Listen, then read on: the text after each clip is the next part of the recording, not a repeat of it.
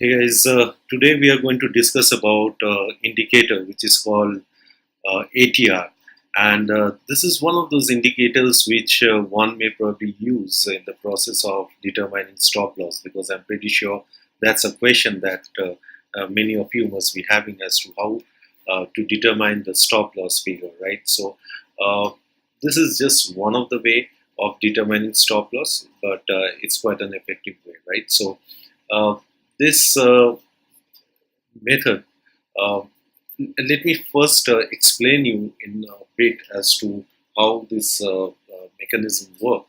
And to understand that, we have to first uh, understand the structure behind that. So I'll just take a minute. Yeah. So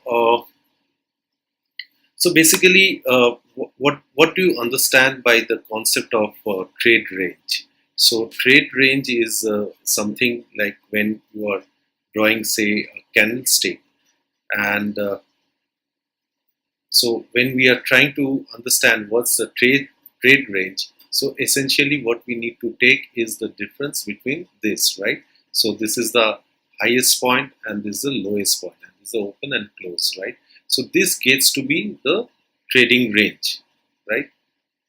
But what happens when, say, the candle is say looking like this? This is, say, the dark candle, and this is the open, this is the close, and say this is the white candle,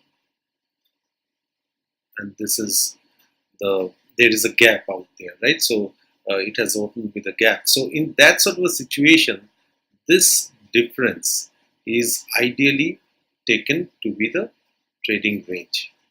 Okay, this difference is ideally called the trade range, right? So the reverse is true when suppose if this is the white candle and the very next day, suppose this is the black candle that comes up, right? So just a second.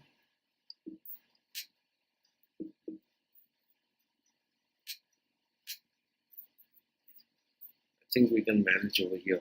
So so the difference is between the open of this day and the close of this day, right? So this gets to be the trade range, right? So this is what is something which is been referred to by a person called Wells Gilder, who was the first person to introduce this concept. And then he said that if this sort of a trading range is first identified, and the average of this trading range is taken for the last 14 days, then that can give us some guidance in terms of how to determine the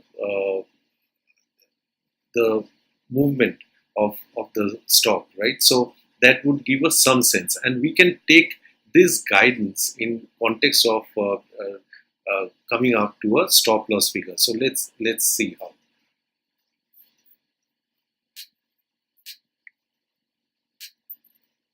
So just I'm minimizing this. So for someone who is new to TradingView, let me just take you to TradingView.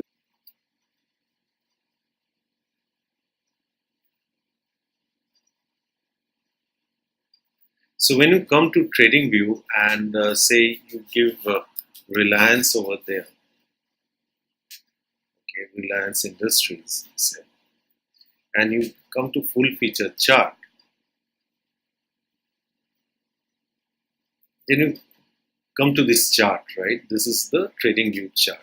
Now, if you go to indicators over here and give ATR, say, average true range, so you'll see that a sort of a plot comes up below, right? So this is how it shapes up. Now, this figure that you get to see of the ATR over here, as you are getting to see, is 24.27. Now, this is a figure, this is a ATR figure, right? And as you say, it's a 14 days ATR figure. So what you can do is essentially to determine the stop loss, what generally the way it's done is, suppose the price point is, say for example, just a second. Yeah. So suppose the price point is say 1150, okay, and the ATR is say 25, okay. So 25 is something that you can take as the stop loss, right? Because this is when you are buying, right? When you're buying a stock, then you have to place a stop loss below, right? So this may be the point at which you may place your stop loss. And suppose if you're shorting the stock, so basically you are selling, and then in that context, if you are trying to use the ATR as a method, then you may place your stop loss at uh, somewhere around 1175. So this is a technique which is widely used.